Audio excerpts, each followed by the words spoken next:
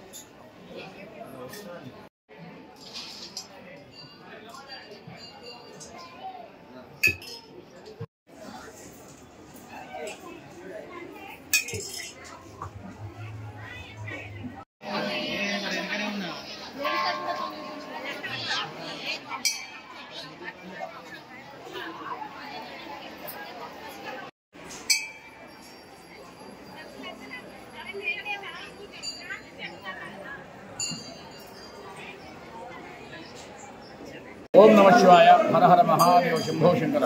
ఈరోజు పరమ పవిత్రమైన కార్తీక పౌర్ణమి రోజు. ఈ రోజున శివాలయంలో కానివ్వండి, వెంకటేశ్వర ఆలయంలో కానివ్వండి, భక్తులు ఉదయం వచ్చి దీపారాధన చేసుకుని స్వామివారికి అభిషేకం చేస్తుంటారు.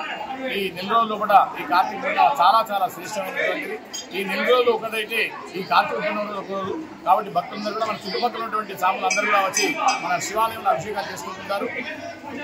ఈ కార్తీక పూర్ణిమ రోజు కనుక మనం ఒక రోజు కనుక స్వామిని దర్శనం చేసుకున్నట్లయితే కోటి జన్మల పుణ్యం వస్తుందని చెప్పేసి మనకు పురాణాలు చెప్తున్నాయి. కాబట్టి భక్తులందరూ కూడా ఈ రోజు చాలా పెద్ద మొత్తంలో మంచిర్యాలలో ఉన్నటువంటి విశ్వాస దేవస్థానానికి వచ్చి దర్శనం చేసుకోవడం జరుగుతున్నది. ఓం నమ శివాయ. వీళ్ళందరూ కూడా ఆ భగవంతుని యొక్క కరుణా కటాక్షాలు ఉండాలని చెప్పేసి మనస్ఫూర్తిగా కోరుతున్నాం. కార్తీక మాసం పౌర్ణిమ పురస్కరించుకొని ఉదయం మన స్థానిక విశ్వనాథాలయంలో ఉన్నటువంటి వెంకటేశ్వరాలయంలో మరియు విశ్వనాథాలయంలో కనికాపరేశ్వర ఆలయంలో భక్త మహాశయులు ఉదయం 5 గంటల నుండి అత్యధిక సంఖ్యలో గోదావరి స్నానాలు ఆచరించి అత్యధిక సంఖ్యలో ఆబాల గోపాలము కుటుంబ సమేతంగా వచ్చి స్వామివార్లకు అభిషేకాలు అర్చనలు చేయించుకొని కృతార్థులైనారు. ఈ కార్తీక మాసం విశేషం ఏంటంటే ఎవరైతే హరిహరులకు అర్చనాది అభిషేకం చేయించుకుంటారో వారు శివ సాహిత్యము మరియు ఆ నారాయణ కృప విష్ణు సాహిత్యం పొందుతారని కార్తీక పురాణంలో ఉన్నది. కాబట్టి భక్త మహాశయులు ఇచ్చేసి స్వామివార్ల దర్శనాలను కావించుకొని తీర్థప్రసాదాలు మరియు అర్చనాలు అభిషేకాలు కావించుకొని కృతార్థులైనారు. అందరికీ కార్తీక పౌర్ణమి శుభాకాంక్షలు. ఈరోజు మేము విశ్వనాథ ఆలయంలో వచ్చి తెల్లవారుజామున ఇక్కడ పూజలు చేస్తున్నాము.